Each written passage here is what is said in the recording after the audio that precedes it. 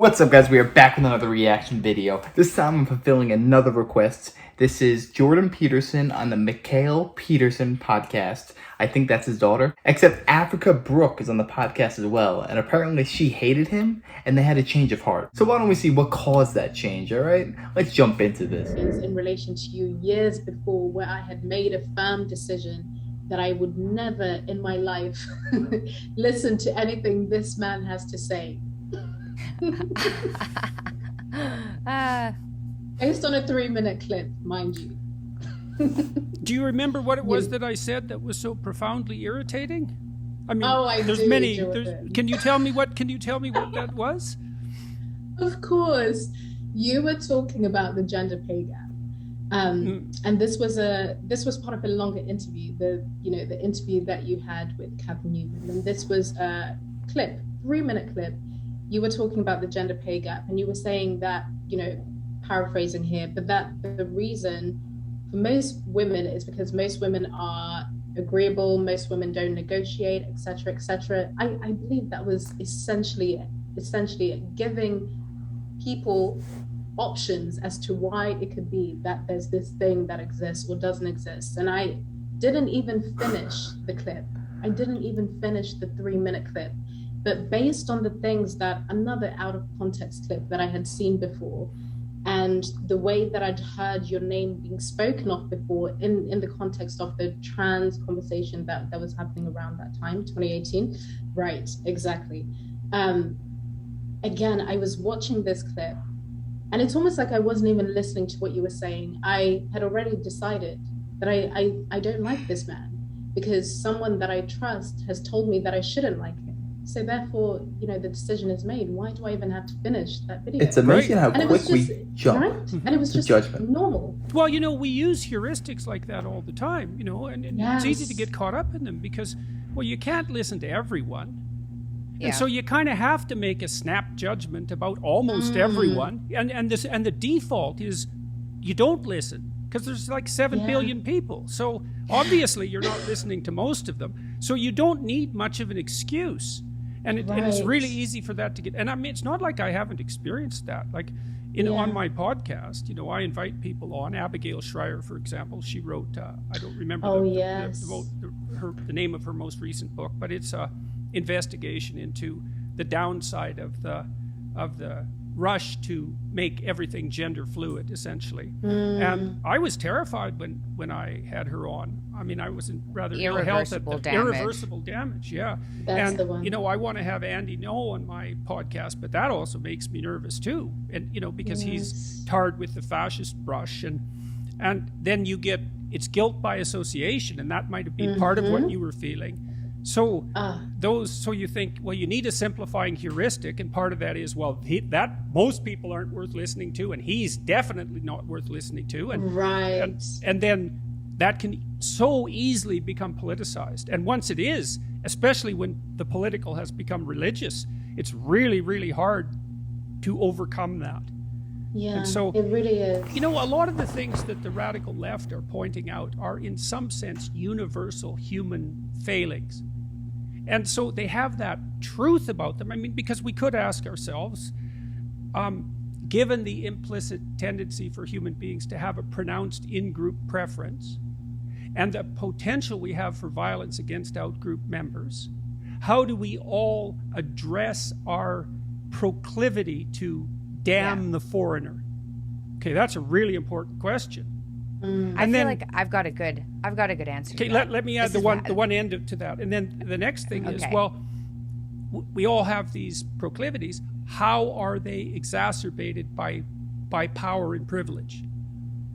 Right? Those are good questions. But as soon as we make it instantly racist, well, then we can't even ask the damn questions properly anymore. That was extremely well said. Everyone's so quickly to jump and attack others without even hearing them out. I stomped all over your timely joke. You stomped all over my tiny little joke.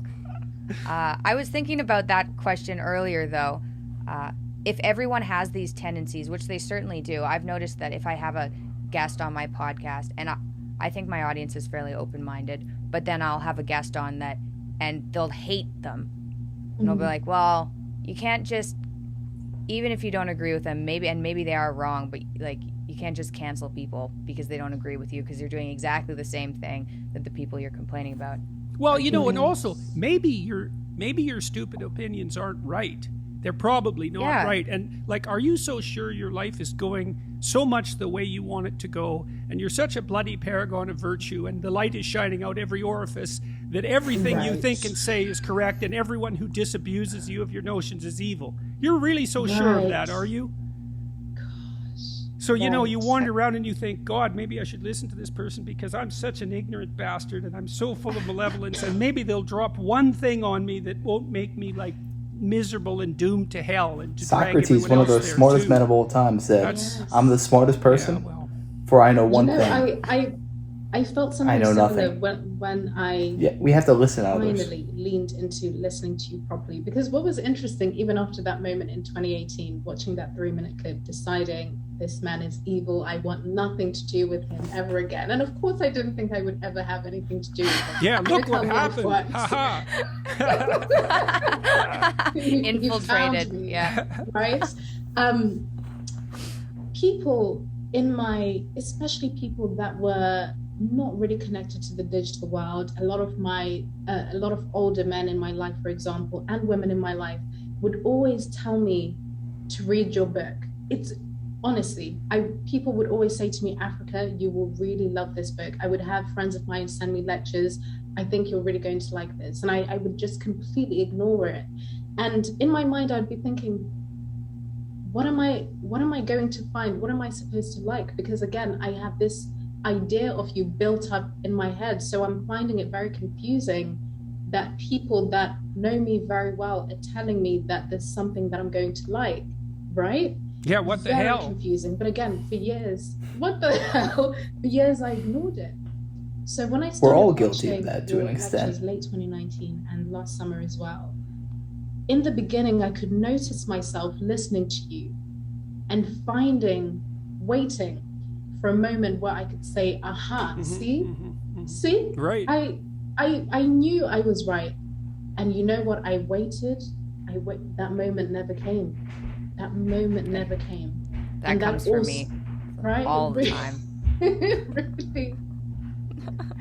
And that again, so it's like there wasn't one moment of being awake and then it's done. So many little tiny, seemingly insignificant moments where I'm just sitting here by my sofa, just watching and listening, observing myself, waiting, for that confirmation that I'm right. And then it never coming, and then I have to deal with that. And then so again, my curiosity, I finally allowed myself to be curious again. And now, Jordan, I can say you have been one of the most influential people to me for so many reasons I couldn't even mention right now.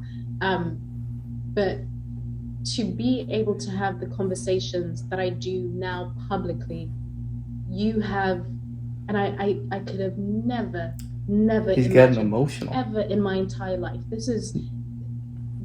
Things like this don't just happen. And the fact that I can tell you this. Oh no. This guy gets demonized and attacked every day, 24/7. It takes a toll on you. I don't care who you are. You could be Superman. Thank you. You got him. Imagine living your life on defense the entire time.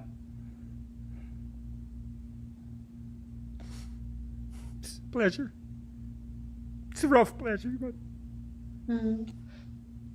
I know. You knew what happened to me with Marvel Comics?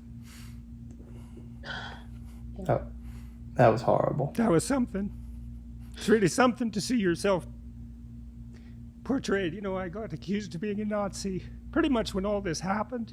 It was really something because I had been teaching students what we're talking about today, about these temptations that you faced and how people, as individuals, get sucked into that totalitarian hell, and then, so that was something for that to happen, such a reversal, and then to have that comic book come out, well, it was surreal.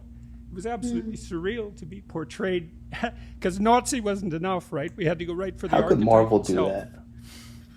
So I think we've raised about $400,000 for charity now.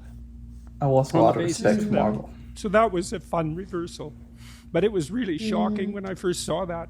I just couldn't believe it. I was very ill at the time, too. I thought, this can't be real. This has to be Photoshopped. This cannot possibly be happening. It's so completely beyond comprehension. And, you know, to come from the pen of one of the foremost black intellectuals. And I use the racial category only because that's the categories that he's using to operate within. Yeah. You know? So life is really weird. This is true. Right. This is true. As this whole conversation illustrates. Wow, that was moving. Could you imagine a world in which everything you say gets nitpicked, and if there's one thing that's slightly not true, you will get attacked and bombarded with hate? This man has been through the ringer, not only because he's got a lot of haters, which he does, but he had an advanced stage of cancer as well. Could you imagine battling that and battling haters? And really, it just feels like you're on your own. The internet gave everyone a voice, everyone could say what they want, but it just took away their listening abilities. We have 2 ears and 1 mouth. We should listen twice as much as we speak. This man was just drained within like an inch of his life, and he fought back. That's why hearing this made him cry. Someone that once hated him came back and listened with an open mind and realized this man knows what he's talking about, and I was wrong. People don't have the ability nowadays to say I was wrong. We're too prideful nowadays. I like watching Jordan Peterson because I learned vast amount of knowledge in such a short period of time. I learned a lot in that clip.